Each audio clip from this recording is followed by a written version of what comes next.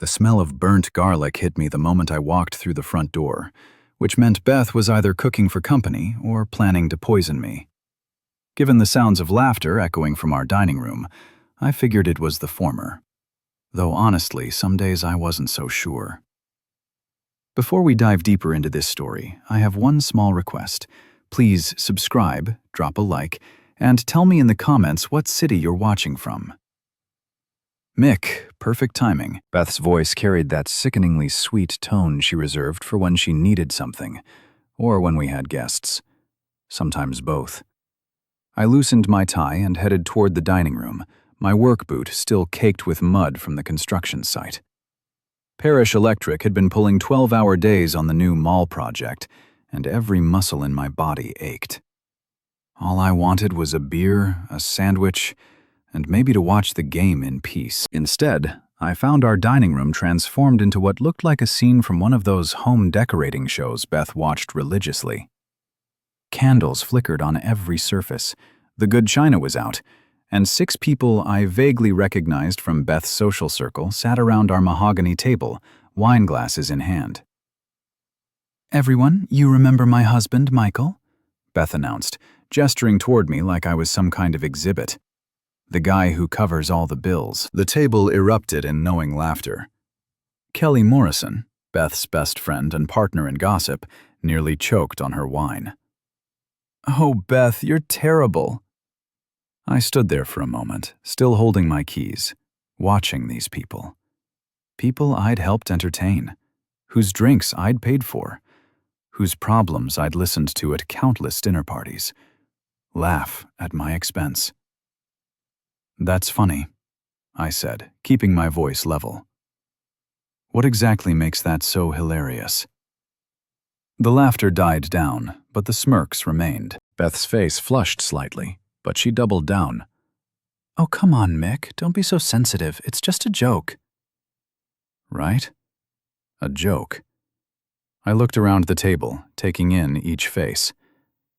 So what's the punchline? That I work 60 hours a week to pay for all this? I gestured around the room. That I built a business from nothing so you could play Instagram influencer? "Mick," Beth started, but I cut her off. "No, really. I want to understand the humor. Is it funny because I'm the one who paid for this house, this dinner, those designer clothes you're wearing?" The silence was deafening. Kelly shifted uncomfortably in her chair. Beth's face had gone from flushed to pale. "You know what? Enjoy your dinner," I said, turning toward the door. "The guy who covers the bills has some work to do." I walked out, leaving behind the awkward silence and Beth's mortified expression. Outside, I sat in my truck for a full 5 minutes, hands gripping the steering wheel, trying to process what had just happened. 20 years of marriage, 20 years of building something together, or so I thought. And this was how she saw me. Not as her partner, not as the man who'd worked his ass off to give her the life she wanted, but as the guy who covers the bills. My phone buzzed, a text from Beth. "You embarrassed me in front of my friends. We need to talk." I stared at the message for a long moment, then deleted it without responding. Instead, I started the truck and drove to the office. If I was just the guy who covered the bills, then I might as well go make sure there were bills to cover.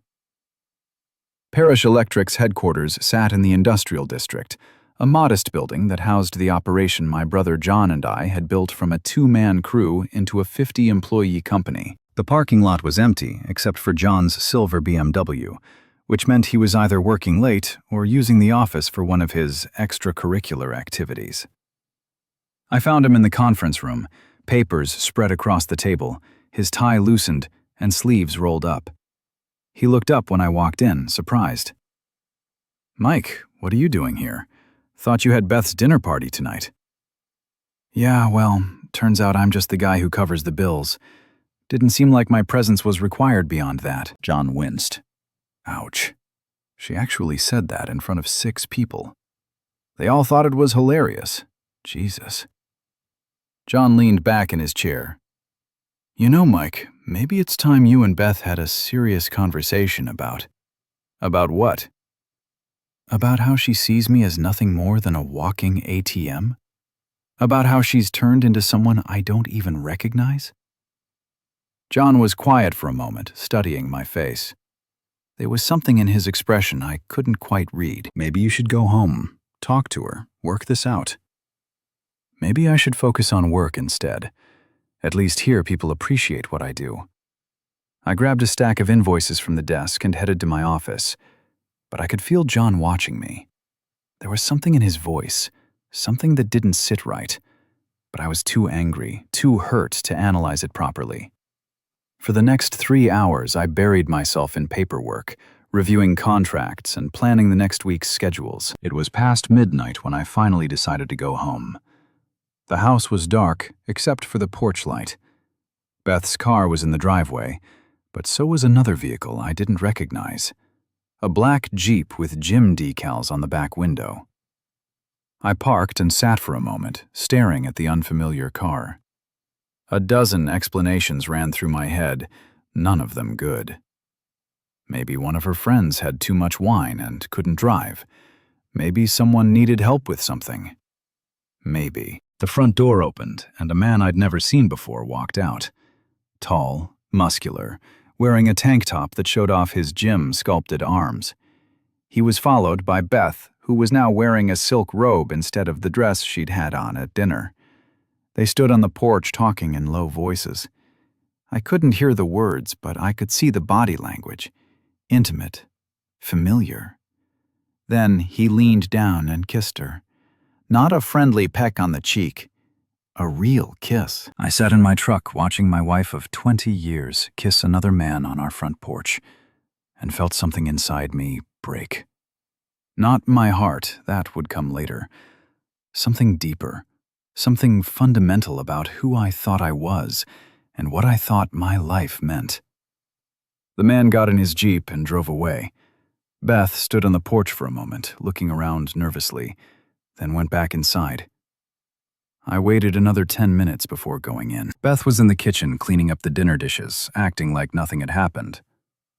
"How was work?" she asked without looking up. "Fine. Who was that leaving when I got home?" She froze for just a second, then resumed washing a wine glass. "What do you mean?" "The guy in the black Jeep. Who was he?" "Oh, that was Logan, Kelly's personal trainer. She asked him to stop by and pick up some papers. She forgot." The lie came so easily, so smoothly that I almost believed it. Almost. "Papers?" "Yes, for her fitness program." I nodded, watching her carefully. At midnight, he works late hours, fits around his clients' schedules. Another lie delivered with the same casual confidence. I wondered how many others there had been, how many times she'd looked me in the eye and lied with that same ease. "I'm going to bed," I said. "Mick, about tonight." "Not now, Beth. I'm tired." I went upstairs, leaving her in the kitchen with her lies and her dirty dishes. In our bedroom, I sat on the edge of the bed and tried to process everything that had happened in the span of a few hours. The woman downstairs wasn't the woman I'd married. That woman had been ambitious but loyal, social but respectful. This woman saw me as nothing more than a paycheck, and was apparently entertaining other men while I worked to support her lifestyle. My phone buzzed, a text from an unknown number. "Your wife's trainer does more than help with her workouts. Thought you should know. A friend." I stared at the message, my hands shaking slightly. Someone else knew. Someone had seen enough to feel compelled to warn me. I deleted the message and lay down, staring at the ceiling. Downstairs, I could hear Beth moving around, probably composing her story for tomorrow, planning her next lie. But I wasn't planning to give her the chance. The next morning, Beth was gone before I woke up. A note on the kitchen counter explained she had an early yoga class, followed by lunch with Kelly. The same Kelly who apparently needed her personal trainer to pick up papers at midnight. I made coffee and sat at the kitchen table, looking around at the life we'd built together. The granite countertops Beth had insisted on, the stainless steel appliances that cost more than most people's cars. The breakfast nook, where we used to sit and plan our future. When had it all gone wrong? When had I become just the guy who covers the bills?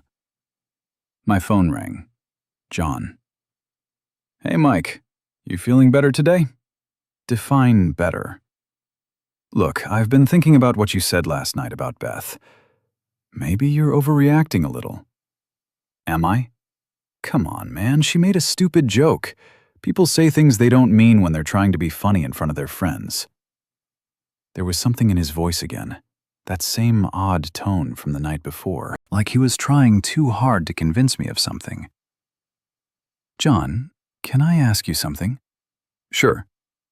Do you know Logan, Kelly's personal trainer? Silence. Too long of a silence. Why would you ask me that? He was at my house last night. After midnight, Beth said he was picking up papers for Kelly, and I watched him kiss my wife on our front porch. Another silence. When John finally spoke, his voice was careful, measured. Mike, maybe you misunderstood what you saw. I know what a kiss looks like. John, look, why don't you come into the office? We can talk about this properly. I'll be there in an hour. But first, I had something to do. Beth's home office was on the second floor, a converted bedroom she used for her influencer business. She kept it locked, claiming she needed privacy for her creative process. I'd always respected that boundary. Not anymore. The lock was simple, the kind you could pop with a credit card. Inside, the room was exactly what I expected. Ring lights, camera equipment, a wall of products she promoted on social media. Her desk was covered with contracts and promotional materials, but it was her laptop that interested me. She'd left it open, probably in her rush to get to yoga. The screen showed her Instagram account, thousands of followers hanging on her every post about fashion, fitness, and lifestyle. The lifestyle I paid for. I clicked through to her messages, not sure what I was looking for, but knowing I'd recognize it when I found it. I found it. Dozens of messages with Logan. Not about fitness or training schedules, about meeting times, about how much they missed each other, about plans for the future. Plans that apparently involved me being out of the picture. But it got worse. Messages with John, my brother, my business partner, my best friend since childhood.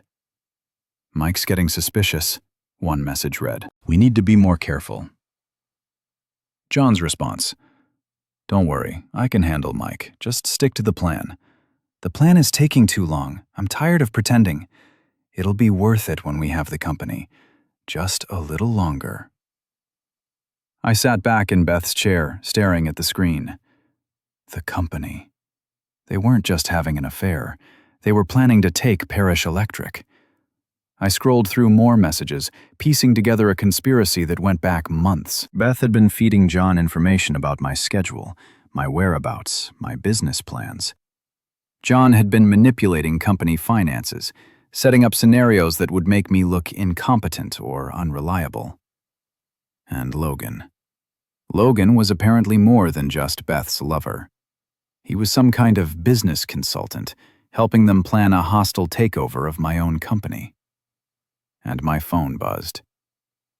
Beth, yoga running long. Won't be home until late. Don't wait up. Another lie. According to her messages with Logan, they were meeting at his apartment this afternoon.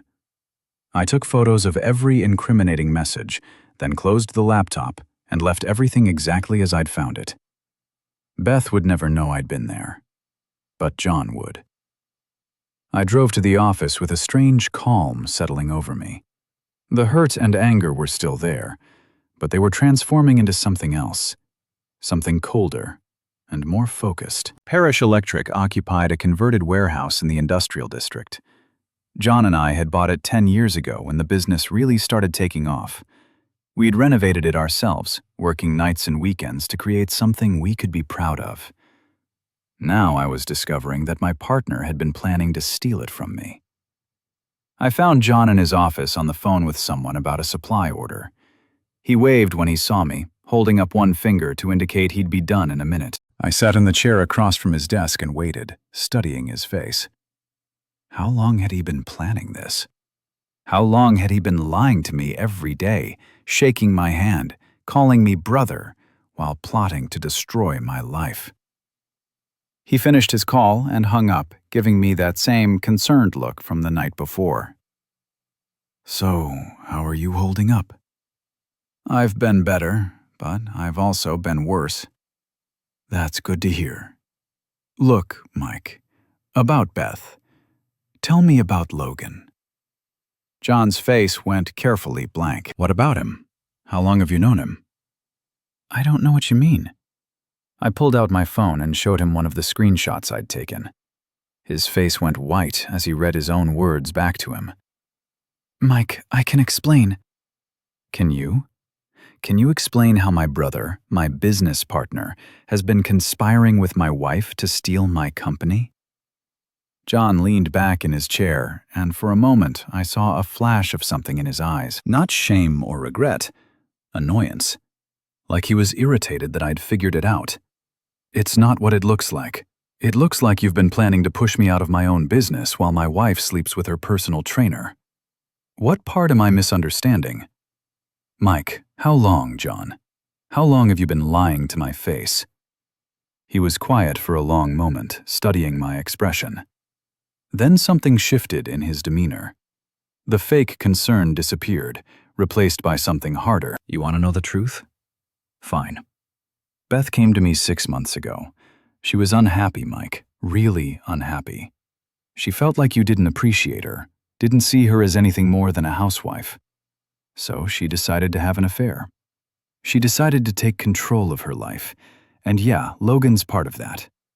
But this isn't just about intimacy, Mike. It's about respect. Respect.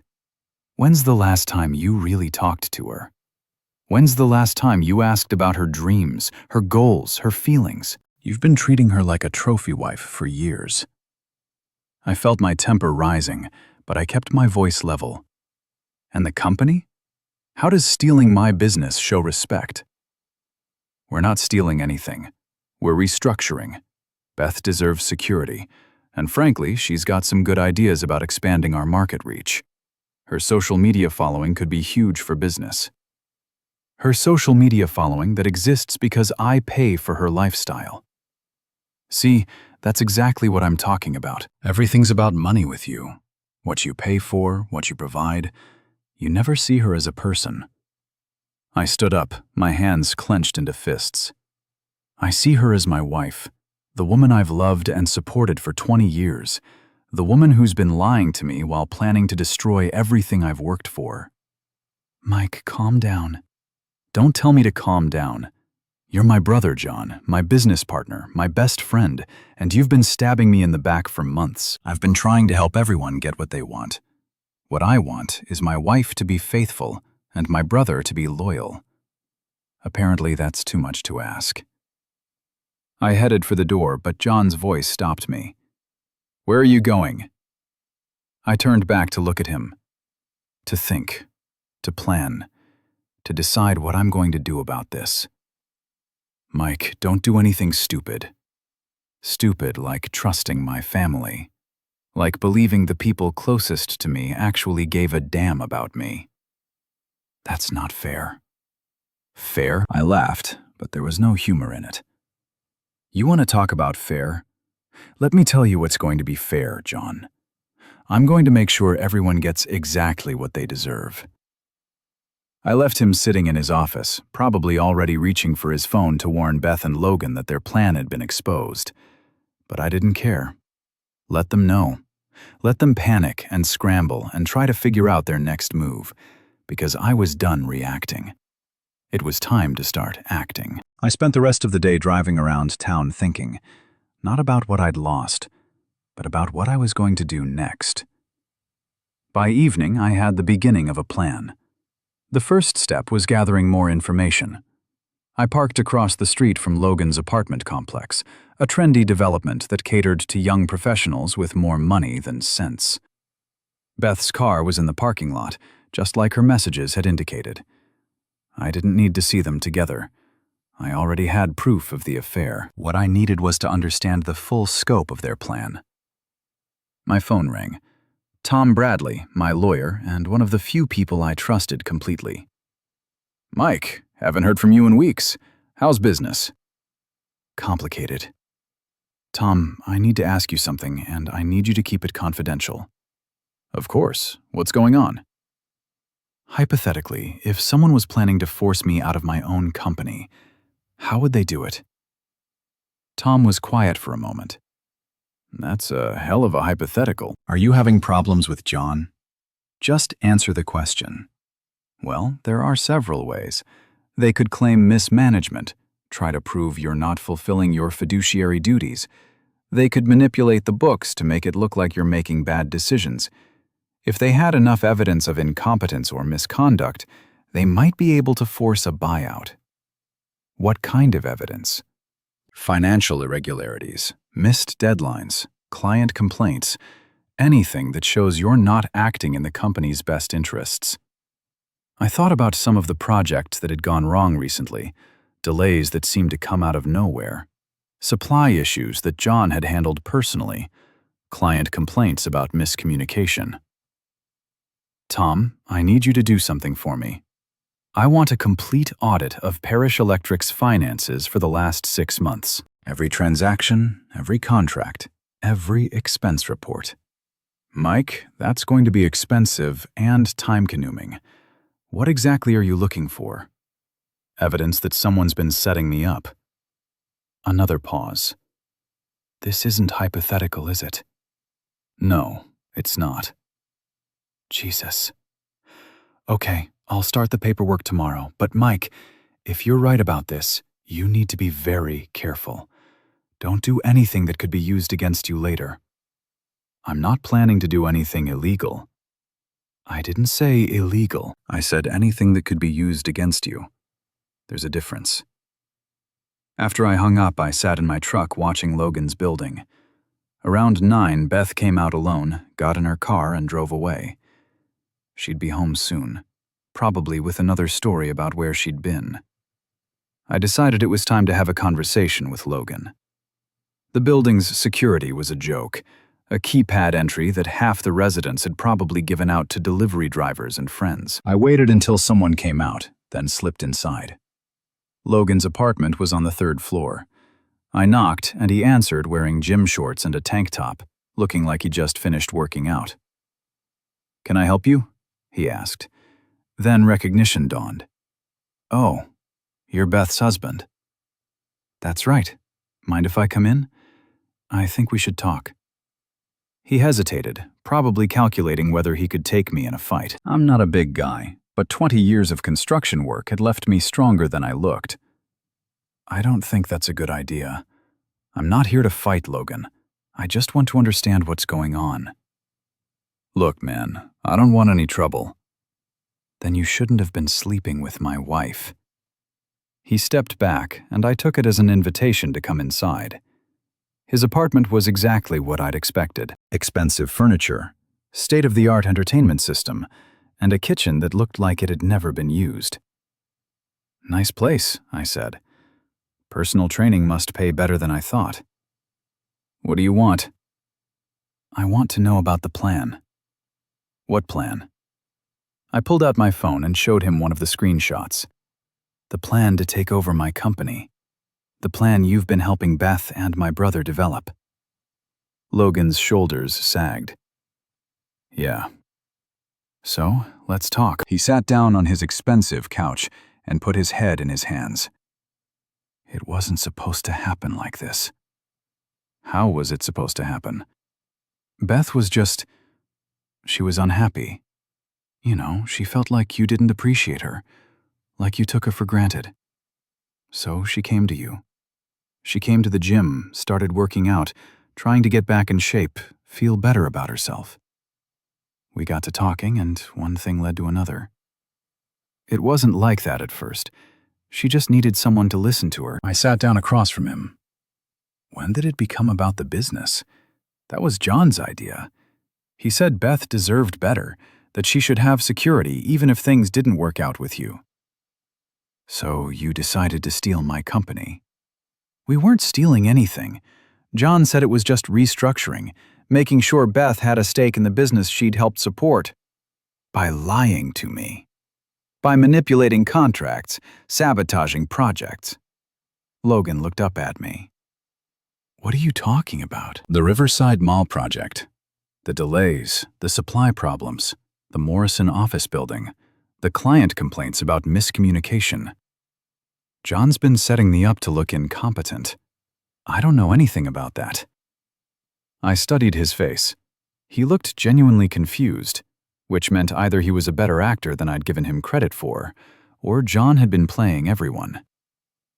What exactly was your role in all this? I was just support for Beth. John said once they restructured the company, they'd need someone to help with marketing, social media outreach. Beth's got a big following. And you thought that was worth destroying my marriage and my business? I thought you didn't want either of them anymore. I stood up, pacing to his window that overlooked the parking lot. Did it ever occur to you to ask me that directly? Would you have told me the truth? I turned back to look at him. Try me. Are you happy with Beth? The question caught me off guard. Was I happy? Had I been happy? I was committed to Beth. I loved her. I worked every day to give her the life she wanted. That's not the same thing. No, it's not. But it's what marriage is sometimes. It's showing up, doing the work, being there, even when it's not easy.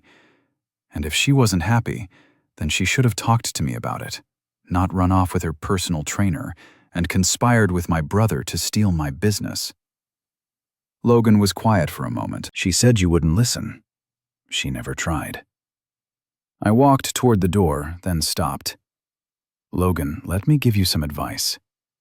Beth's not leaving me because she's unhappy. She's leaving me because she thinks she can get a better deal.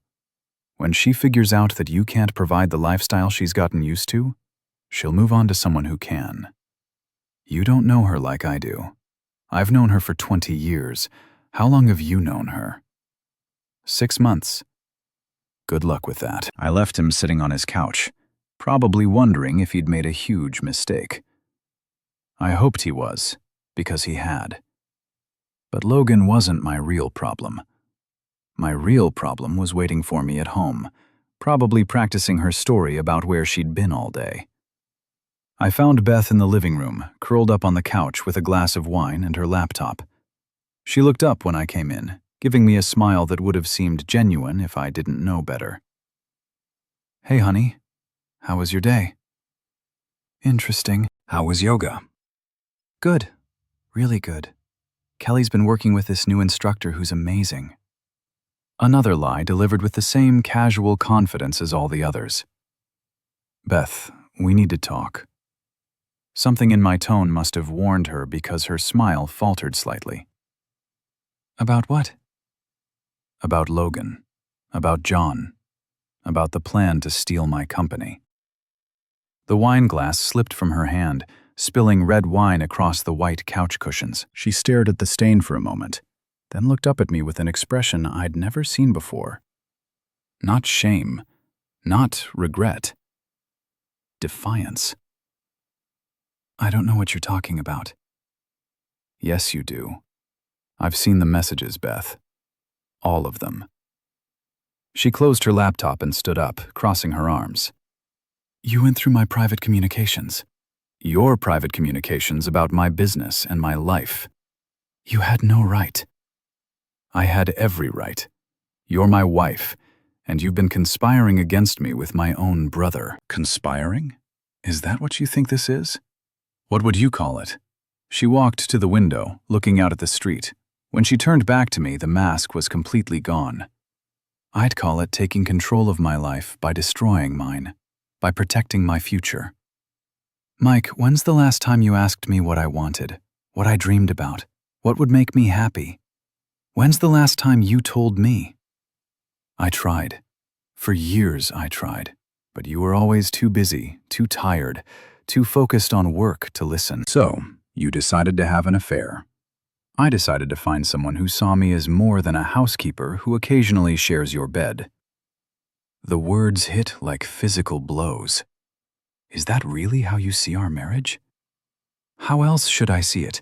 You go to work, you come home, you eat dinner, you watch TV, you go to bed, rinse and repeat. When's the last time we went anywhere together? When's the last time you surprised me with anything? When's the last time you made me feel like you actually wanted to be with me? I opened my mouth to answer, then closed it, because the truth was, I couldn't remember. So, this is my fault. This is nobody's fault. It's just what happened. And John? Is he part of what just happened? Beth sighed. John understands what I'm going through. He sees how hard this is for me. John's married, Beth, to my sister-in-law, the mother of my nephews. John and Linda have been having problems for years, so you decided to help him solve them by breaking up 2 marriages. It's not that simple. It's exactly that simple. You're having an affair with Logan while helping my brother steal my business. There's nothing complicated about it. Beth walked back to the couch and sat down, suddenly looking exhausted. What do you want me to say, Mike? That I'm sorry? That I'll stop seeing Logan and everything will go back to the way it was? I want you to tell me the truth. All of it. She was quiet for a long moment, staring at the wine stain on the cushion. When she finally spoke, her voice was barely above a whisper. I want a divorce. There it was. The words I'd been expecting but somehow wasn't prepared to hear. And the business? I want my fair share. Your fair share of the company I built, the company we built. I supported you for 20 years, Mike. I raised our kids, managed our home, entertained your clients.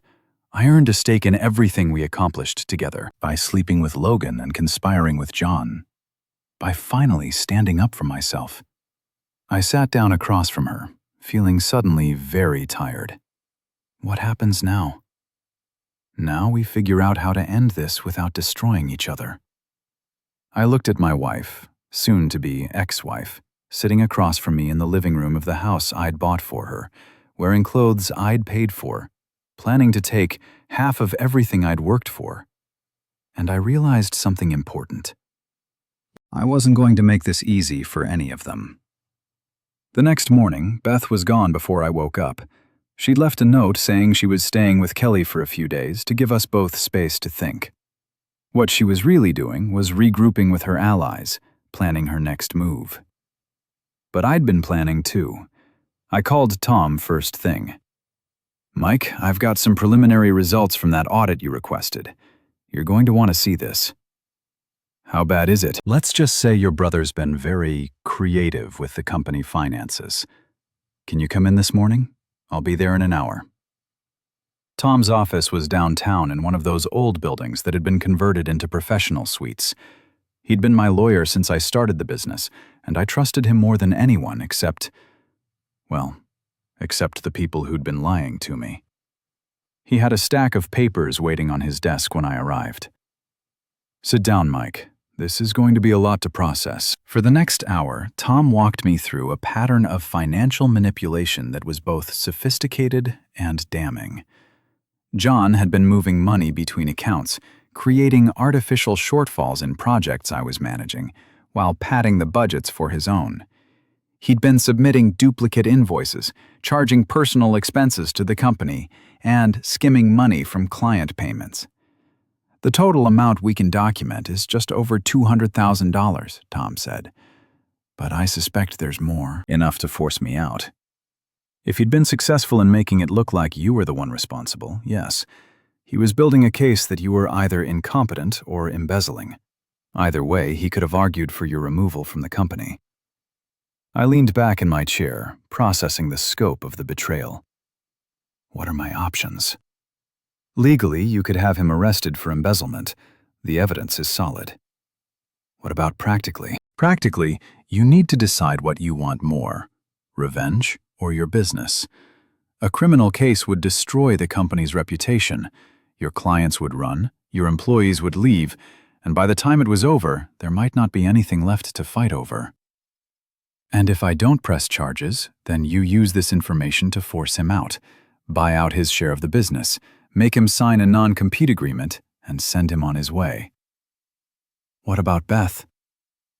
Tom was quiet for a moment. That's more complicated. She's entitled to half of your marital assets, which includes your share of the business. But if you can prove she was involved in John's scheme, can I? Not yet. The messages you showed me prove she was having an affair and planning to leave you, but they don't prove she knew about the embezzlement. We'd need more evidence. I thought about that.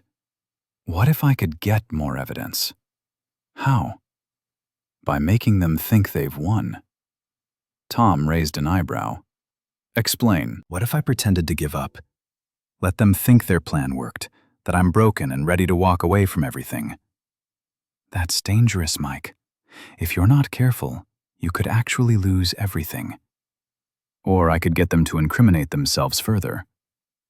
Tom studied my face. What are you thinking? I'm thinking it's time to play some chess instead of checkers. I left Tom's office with a plan forming in my mind. It was risky, but it was better than just reacting to their moves. The first step was making them believe they'd won. I went to the office and found John in the conference room on the phone with a client. He looked nervous when he saw me, probably expecting another confrontation. I waited until he finished his call, then sat down across from him. John, I want to apologize for yesterday. He blinked, clearly not expecting that. Apologize? I was angry. I said things I shouldn't have said.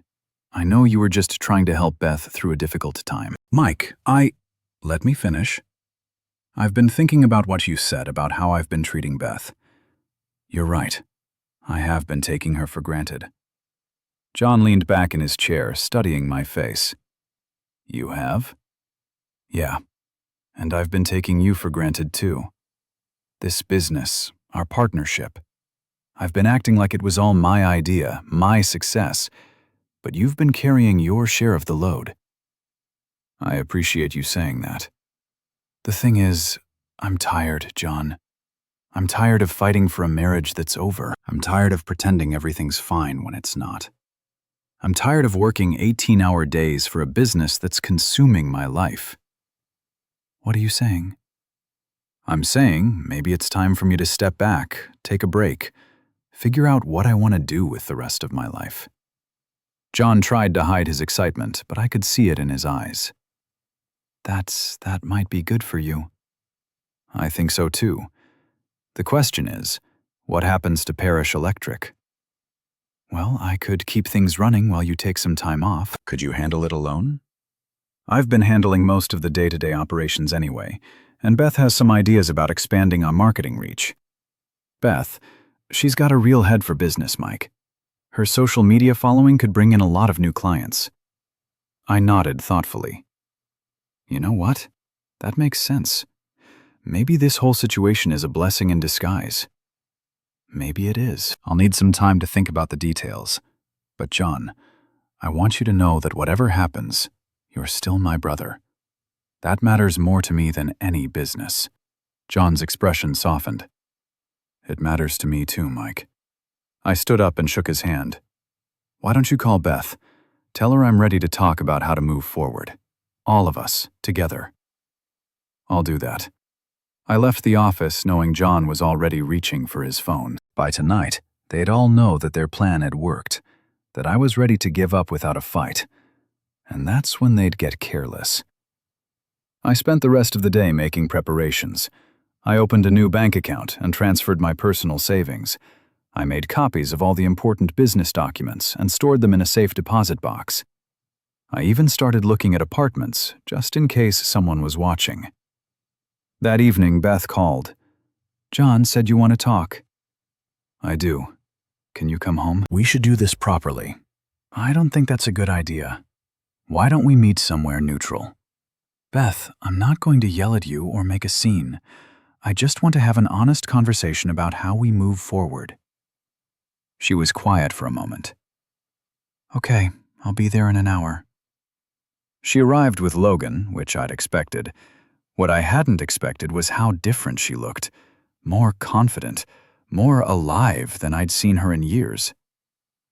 I hope you don't mind that Logan came, she said. I thought it would be better if we were all honest about the situation. I don't mind. Come in.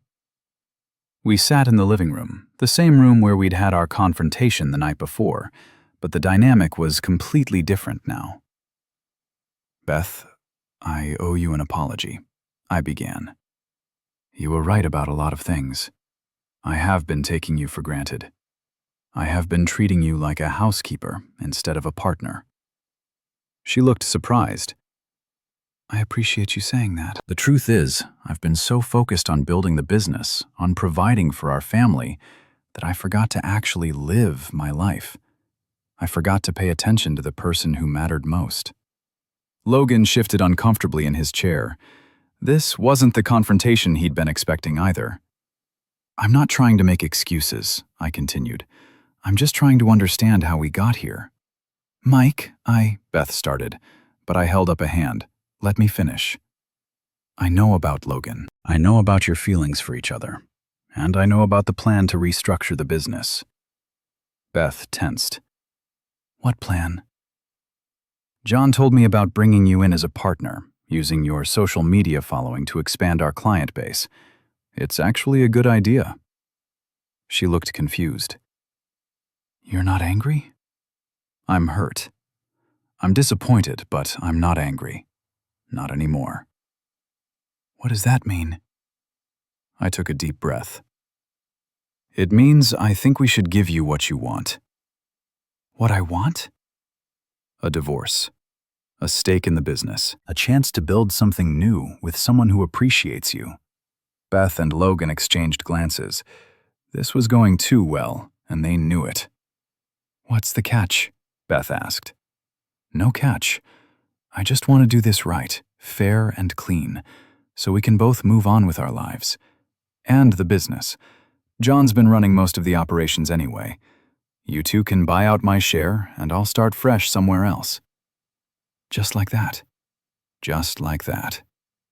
Beth was quiet for a long moment, studying my face. This doesn't sound like you, Mike. Maybe you don't know me as well as you think.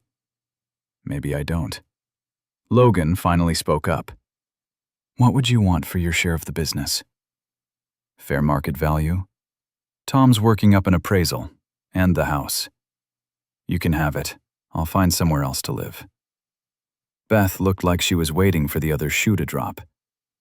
What about custody of the girls? Joint custody. They need both their parents. Mike, this is... She trailed off, shaking her head. This is what? Too easy? I smiled. Maybe it's supposed to be easy. Maybe we've been making it harder than it needed to be. They left an hour later, both looking confused and suspicious. I didn't blame them. If I were in their position, I'd be wondering what I was up to as well. But they'd find out soon enough. The next morning, I got a call from John. Mike, Beth told me about your conversation last night.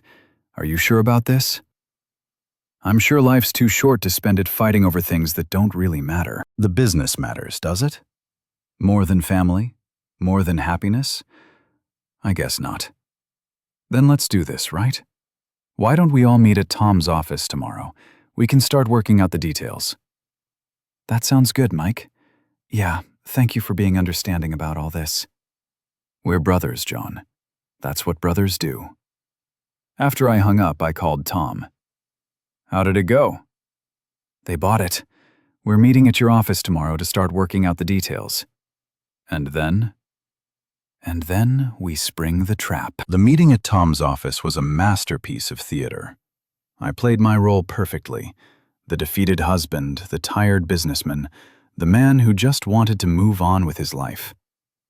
Beth, John, and Logan played their roles too, trying to look sympathetic while barely containing their excitement. Tom had prepared a preliminary agreement that gave them almost everything they wanted. Beth would get the house, half of our assets, and a significant stake in the restructured business. John would maintain operational control, with Logan brought in as a marketing consultant. This is very generous, Mike, Beth said, reviewing the documents. I just want us all to be happy. What they didn't know was that Tom had included several clauses that would void the agreement if any party was found to have engaged in fraud or deception during the marriage or business partnership.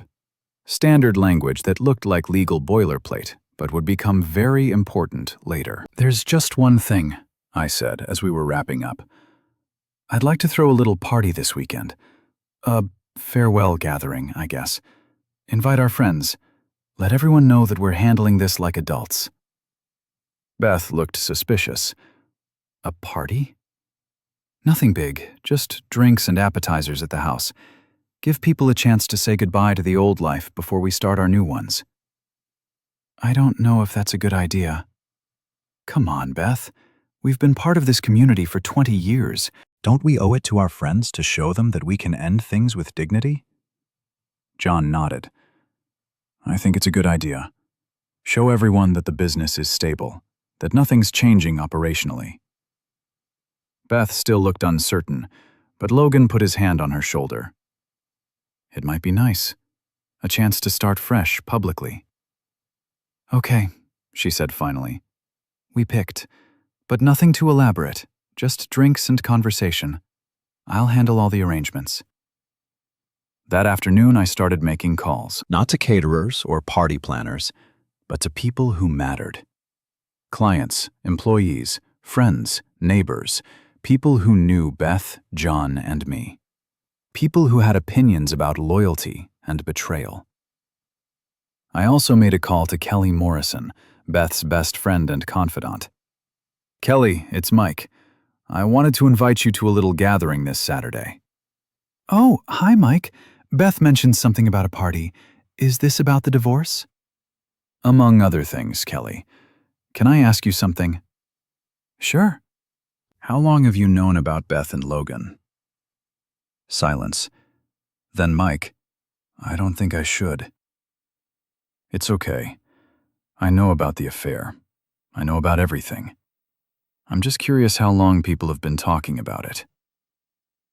"A few months," she said quietly. "Mike, I'm sorry. I wanted to tell you, but Beth made me promise." "Don't apologize. You were being a good friend to her. But Kelly, there's something else you should know." "What?" "Logan's not the only one she's been seeing." Another silence. "What do you mean?" "I mean, my brother John has been very involved in helping Beth plan her new life." "Involved how?" "Come to the party Saturday. I think you'll find it very educational." I hung up, knowing that Kelly would spend the next few days asking questions, talking to other people, putting pieces together. By Saturday, the gossip network would be primed and ready. Friday evening, I made my final preparations. I set up a small recording device in the living room, hidden behind some books. I printed out copies of the most damaging messages between Beth, John, and Logan, and I prepared a little presentation that would ensure everyone understood exactly what had been happening behind the scenes. Saturday arrived gray and drizzly, perfect weather for what I had planned. Beth arrived early to help set up, bringing Logan with her. She looked nervous, probably sensing that something was off, but unable to put her finger on what. "You seem different today," she said, arranging flowers on the dining room table. "Different how?" "I don't know.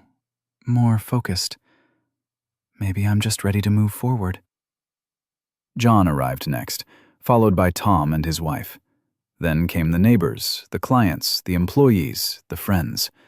All the people who had been part of our lives for the past 20 years. By 7, the house was full of people drinking wine, eating appetizers, and making small talk.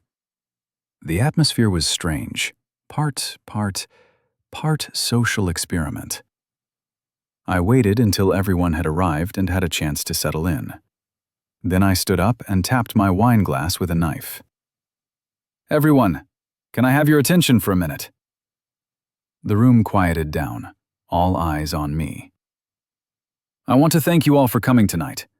Beth and I wanted to gather our friends and family to let you know that we've decided to end our marriage."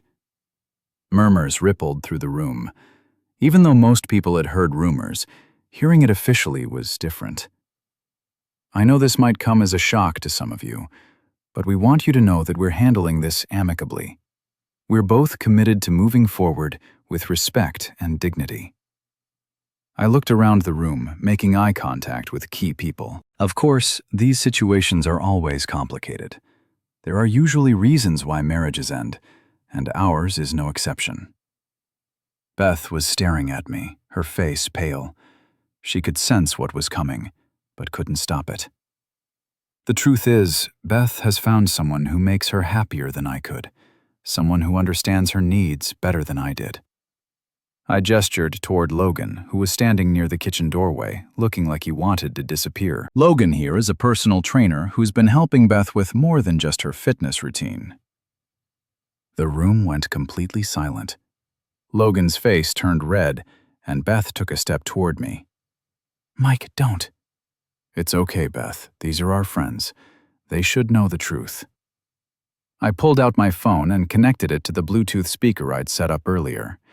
In fact, I thought they might like to hear some of the conversations you and Logan have been having. I played one of the more explicit messages, Logan's voice filling the room as he described what he wanted to do to Beth the next time they were Bure alone. The reaction was immediate and electric. Gasps, whispers, shocked expressions. Kelly Morrison looked like she was going to be sick. "Mike, stop this," Beth said, her voice shaking. "But we're just getting started. See, the affair is only part of the story." I looked at John, who was standing frozen near the fireplace. The other part involves my brother John, who's been helping Beth plan her new life. I played another message, this one between Beth and John, discussing how to manipulate me into giving up my share of the business. The room was in chaos now. People were talking over each other, some heading for the door, others moving closer to hear better. You see, this wasn't just about Beth being unhappy in our marriage. This was about Beth and John conspiring to steal my business while she carried on an affair with her personal trainer. I pulled out the printed messages and started handing them out to people. Here's the evidence. Months of planning, scheming, lying, all while I worked 60-hour weeks to support the lifestyle that allowed Beth to pursue her extracurricular activities. John finally found his voice. "Mike, you're making this sound worse than it is." "Am I?" "Let me play you something else." I played the message where John talked about manipulating the company finances to make me look incompetent. That's my brother, everyone. My business partner, explaining how he's been embezzling money from our company to set me up for a hostile takeover. The room erupted.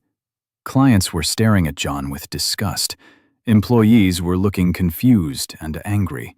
Friends were backing away from Beth like she had a contagious disease. "Mike, please," Beth said, tears streaming down her face. "You're humiliating me. I'm telling the truth. Isn't that what you wanted? Honesty?"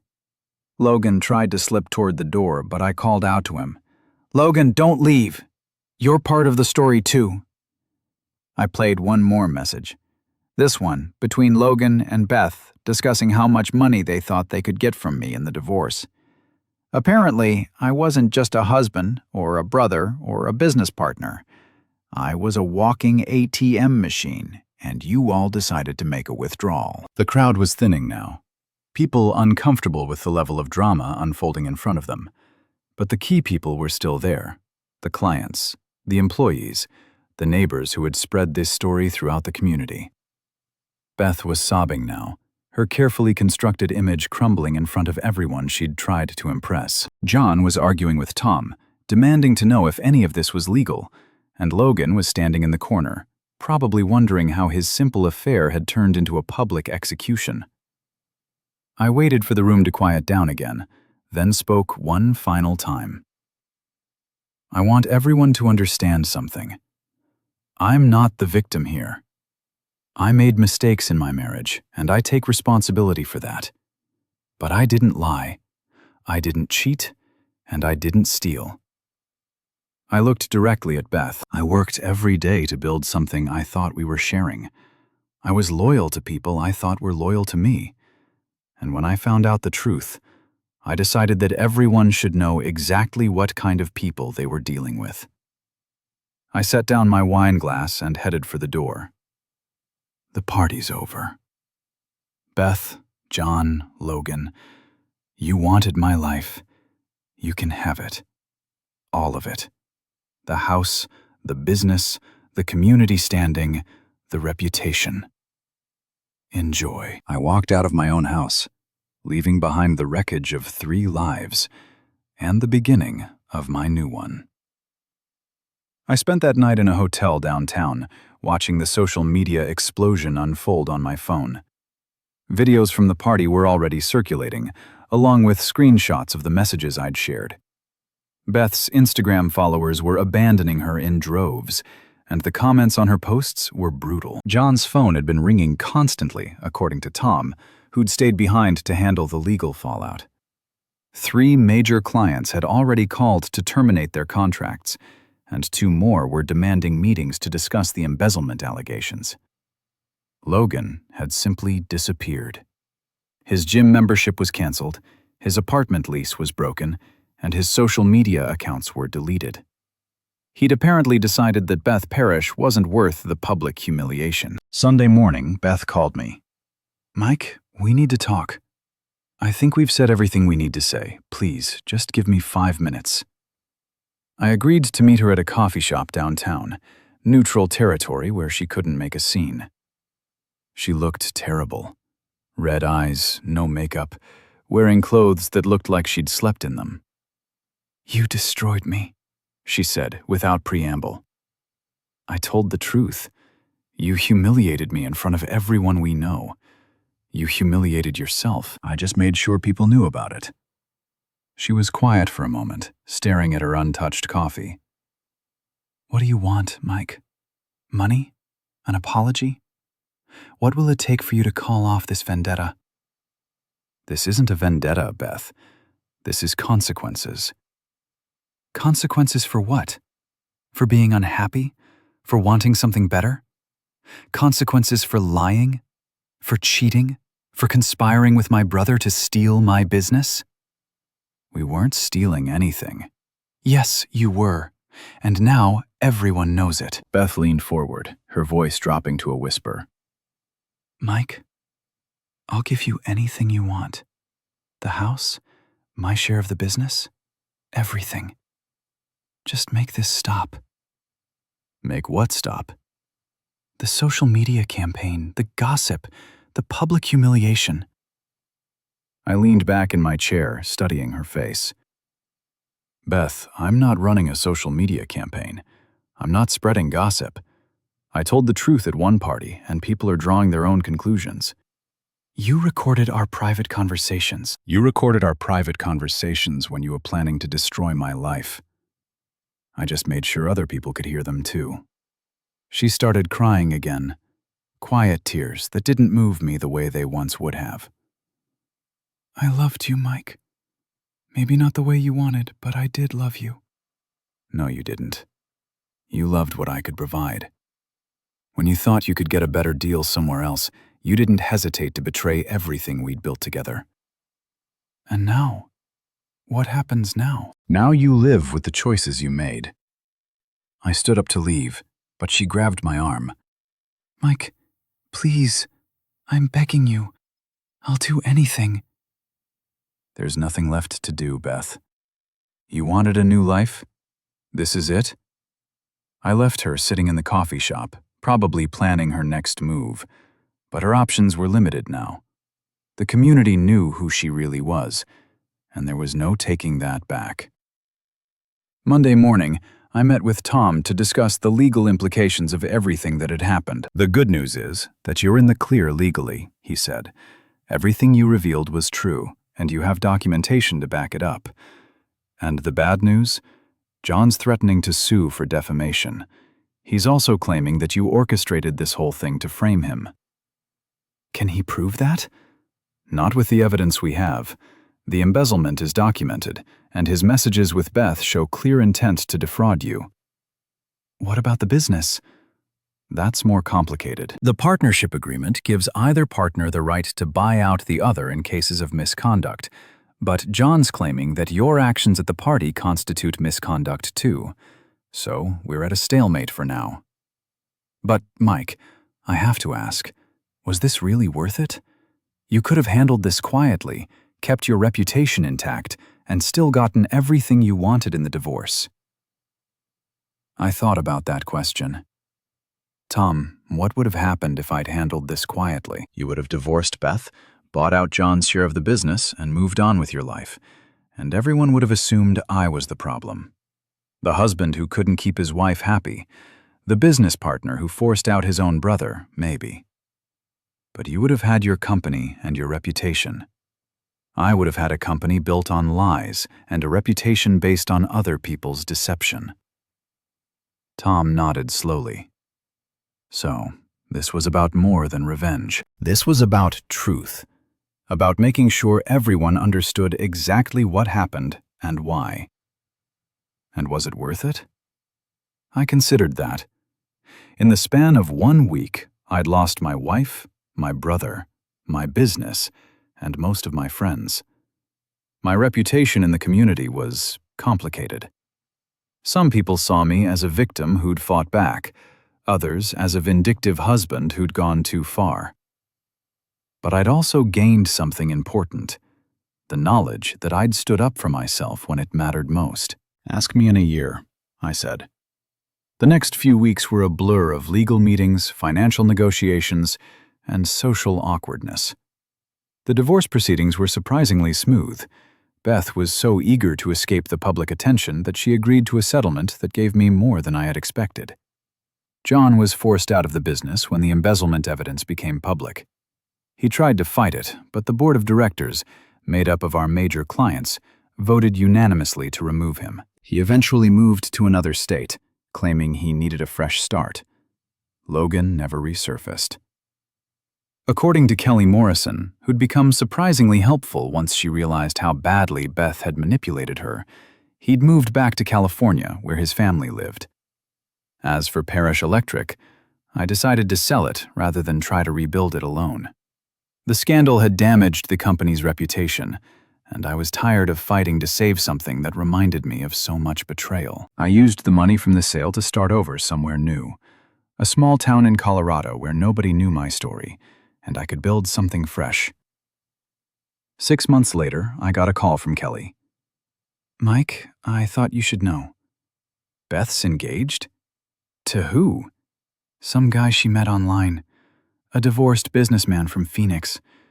Apparently, he's got money. Good for her. Mike, she's telling people that you were abusive, that you forced her into the affair because you were emotionally unavailable. I wasn't surprised. Beth had always been good at rewriting history to make herself the victim. What are people saying? Most people aren't buying it. After what happened at the party, everyone knows what she's really like. And John, he's working for some construction company in Texas. Linda divorced him and took the kids.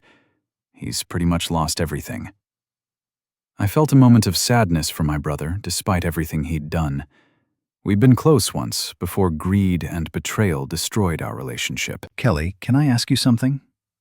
Sure. Do you think I went too far with the party? I mean, she was quiet for a moment. Mike, Beth was my best friend. I loved her like a sister. But what she did to you, what they all did to you, it was wrong. Maybe you could have handled it differently, but I understand why you didn't. Thank you for saying that. Are you happy? In Colorado, I looked out the window of my new office at the mountains in the distance and the small town below. I was building a new business, making new friends, creating a new life. I'm getting there. A year after the party, I ran into Tom at a legal conference in Denver. Mike, you look good. Colorado agrees with you. Thanks. How's everyone back home? Well, Beth's married to that businessman from Phoenix. Word is he's already figured out what she's like, and it's not going well. John's still in Texas working for someone else and keeping a low profile. The whole thing's pretty much blown over, and Parrish Electric, the company that bought it, is doing well. They kept most of your employees and honored your contracts. Your reputation in the business community is actually pretty solid. That's good to hear. Tom studied my face. Any regrets? I thought about that question, the same one he'd asked me a year earlier. No, I said finally. No regrets, even about the public humiliation. The way you exposed everything, Tom. They spent months planning to destroy my life. They lied to me every day while plotting to steal everything I'd worked for. They saw me as nothing more than a source of income to be manipulated and discarded. So you don't think you went too far? I think I did exactly what needed to be done. I told the truth, and I let people draw their own conclusions. And if you had it to do over again, I smiled, I'd probably have recorded the whole party and put it on YouTube. Tom laughed. You know, Mike, I think you're going to be just fine. He was right. I was going to be fine. Better than fine, actually, because I'd learned something important about myself during those dark weeks. I was stronger than I'd thought, smarter than my enemies had assumed, and capable of fighting back when it mattered most. Beth, John, and Logan had seen me as an easy mark, someone who would quietly accept whatever they decided to do to him. They'd been wrong about that, and their mistake had cost them everything. As I drove back to my new home in the mountains, I thought about the man I'd been a year ago. Trusting, naive, willing to believe the best about the people closest to him. That man was gone, replaced by someone harder, but wiser. Someone who understood that sometimes the only way to win is to make sure everyone loses. Someone who knew that the truth, delivered at the right moment in the right way, was the most powerful weapon of all. I'd been wired for revenge, and when the time came, I delivered it perfectly.